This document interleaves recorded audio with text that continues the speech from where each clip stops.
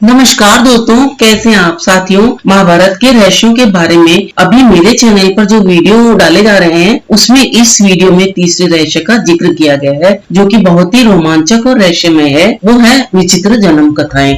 धृतराष्ट्र, पांडु, विदुर, द्रौपदी, धृष्टद्युम्न, कृपाचार्य, कृपि, द्रोणाचार्य के अलावा कौरवों, पांडवों और कर्ण की जन्म कथाएं भी बहुत ही विचित्र कही जाएंगी। एक और जहाँ कुंती ने देवताओं का आह्वान करके कर्ण सहित 4 पुत्रों को जन्म दिया, वहीं माद्री ने भी अश्विन कुमारों का आह्वान करके नकुल और सहदेव को जन्म दिया था। दूसरी ओर गांधारी के 99 पुत्रों की जन्म कथाएं भी बहुत ही रोचक है, जिन्हें एक कुंभ में जन्म लेना पड़ा जो बाद में कौरव कहलाए। विचित्र वीर्य की 2 पत्नियां अंबिका और अंबालिका थी। दोनों को कोई पुत्र नहीं हो रहा था, तो सत्यवती के पुत्र वेदव्यास माता की आज्ञा मानकर बोले कि माता, आप उन दोनों रानियों को कह दीजिए कि वे मेरे सामने से निर्वस्त्र होकर गुजरे, जिससे कि उनको गर्भ धारण होगा। तो सबसे पहले रानी ने अंबिका और फिर छोटी रानी अंबालिका को भेजा, पर अंबिका ने उनके तेज से डरकर अपने नेत्र बंद कर लिए, जबकि अंबालिका वेदव्यास जी को देखकर भय से पीली पड़ गई।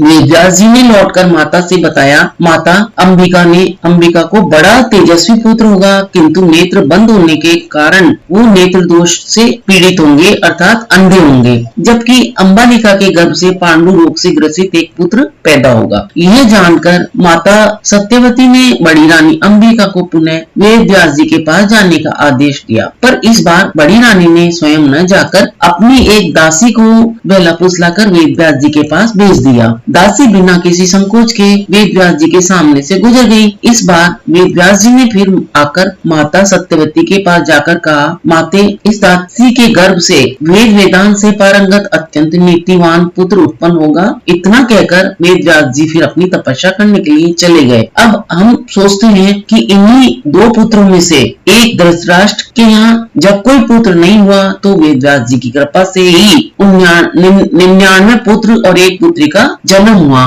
जो कि बहुत ही एक विचित्रता है। कौरवों का जन्म भी बहुत ही रहस्यमय है। कौरवों को कौन नहीं जानता। धृतराष्ट्र और गांधारी के 99 पुत्र और एक पुत्री थी, जिन्हें कौरव कहा जाता था। कुरु वंश के होने के कारण ये कौरव कहलाए। सभी कौरवों में दुर्योधन सबसे बड़ा था। गांधारी जब गर्भवती थी तब धृतराष्ट्र ने एक दासी के साथ सहवास किया था, जिसके चलते युत्सु नामक एक पुत्र का जन्म हुआ। इस तरह कौरव फिर 100 हो गए। युत्सु एन वक्त पर कौरवों की सेना को छोड़कर पांडवों की सेना में फिर शामिल हो गया था। गांधारी ने वेदव्यास जी से जब पुत्रवती होने का वरदान प्राप्त किया और गर्भ धारण कर लेने के पश्चात भी जब 2 वर्ष व्यतीत हो गए किंतु गांधारी को कोई भी संतान उत्पन्न नहीं हुई, तो इस कारण से क्रोध में आकर गांधारी ने अपने पेट पर जोर से मुक्के का प्रहार कर दिया, जिससे उसका गर्भ गिर गया। वेदव्यास जी ने जब इस घटना को तत्काल ही अपने ज्ञान योग से जान लिया, तो वे फिर गांधारी के पास आए और आकर बोले, गांधारी, तूने ये बहुत गलत किया। मेरा दिया हुआ वरदान कभी मिथ्या नहीं जाता है। जब तुम शीघ्र ही